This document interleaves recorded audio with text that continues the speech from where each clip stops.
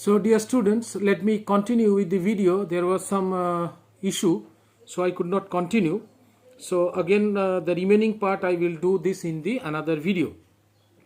So the first thing that I will discuss, that what is the preamble. Preamble is the preface to the constitution, and so reading the preamble one can understand that what are the objectives and the guidelines of the Constitution of India.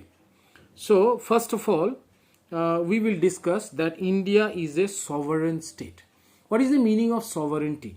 In class 11 also you have read about sovereign, internal sovereignty, external sovereignty, de jure sovereign, de facto sovereign, popular sovereign, nominal sovereign. So I hope all of you have understood. Now here in this context, let me explain you. Sovereignty means that when a country is free from any external control, when a country is free from any external control, then the country is said to be a sovereign one. See, you have read in class 11 also what are the four constituent elements of a state. So to be called a state, a country must have the four required elements. What are they? First of all, it should have a population, then it should have a government, then it should have a territory, and the most important is sovereignty. You see, before 1947, India was a country, a territory was there, a government was there, population was there, but what was not there was sovereignty, because India was then ruled by the Britishers. We were a colony of the Britishers, so we were not considered as a state.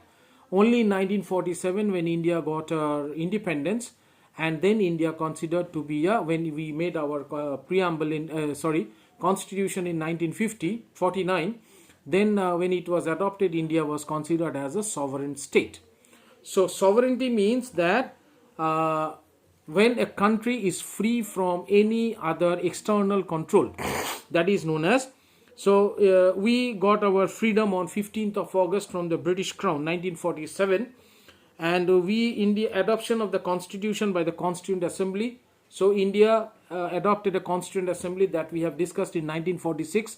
The Constituent Assembly was met. Then it took roughly 3 years, that is exactly 2 years, 11 months and 17 days to make the Constitution of India. Then it was adopted on 26th of November 1949, but it came into force on 26th of January 1950. So it came into force on 26th January 1950. So when a country is free, internally as well as externally, from any other foreign country, then it is said to be a sovereign country. Next, we have another terminology, that is socialist. Now this socialist was added in the year 1976. In the original initially in the original constitution preamble, it was not there. So I told you repeatedly that according to the 42nd Amendment in 1976, it was been added. Now, in 1976, the preamble was amended to include the term socialist. It is now regarded as the prime feature of the state of India. It reflects the fact that India is committed to secure justice, social, economic and political to all its people by ending all forms of exploitation and by securing equitable distribution of income, resources and wealth. This has to be secured by peaceful, constitutional and democratic means. So that means India is a socialist country. A socialist country is one where the government has to work for the welfare of its people, where the government is accountable and responsible to the people, and where the government will always try to reduce the disparity between the rich and the poor. The government will always try to reduce the disparity between the rich and the poor. There will be no form of exploitation, and all these has to be achieved by peaceful, constitutional and democratic means. So it is a socialist state. And as I said, that in the just opposite of a socialist state is a capitalist state, where the society is divided into two groups. One is the haves, another is the have not. So the haves are the rich becomes more richer, and the poorer becomes more poorer. So there the government is not so much accountable and responsible to the people. Whereas a socialist country is one where the government is always committed for the welfare of its people. Next, India is a secular state. That was also added by the 42nd Amendment of 1976. Secular means that India does not have any official religion. People of all religion get equal importance. People of all religion are free to preach, practice and profess their own religion. India does not have any official religion. Such like Pakistan is the Islamic country. Pakistan is the Islamic country. So on the other hand, India is a secular country. People of all religions are equally respected, and people of all religion gets equal privilege. So such a country is known as a secular country. Next we have India is a democratic state. What is democracy? The power lies in the hands of the people. It is the people who actually changes the government through the process of election. So in a democratic system, the most important factor is the process of election.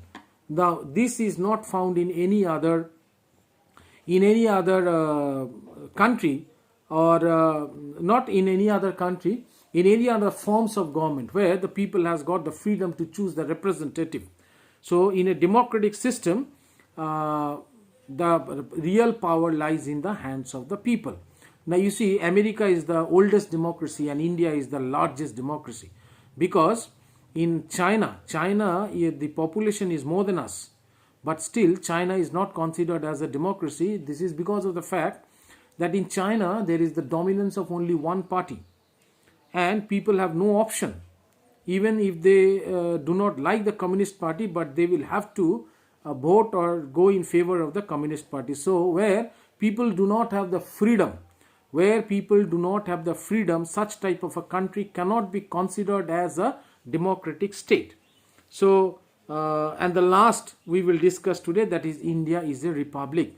Republic means the head of the state is elected. A country where the head of the state is elected, maybe directly or indirectly, but the post is not hereditary and the person remains in office for a fixed period of time, is known as a republic form of government. So these are the first we will discuss. Next day we will discuss about the 4 objectives: the justice, liberty, equality and fraternity. Next day we will discuss this. Student, till then all of you take care. You go through the video as well as your book, so it will be easy for you to understand. Till then, take care. Goodbye.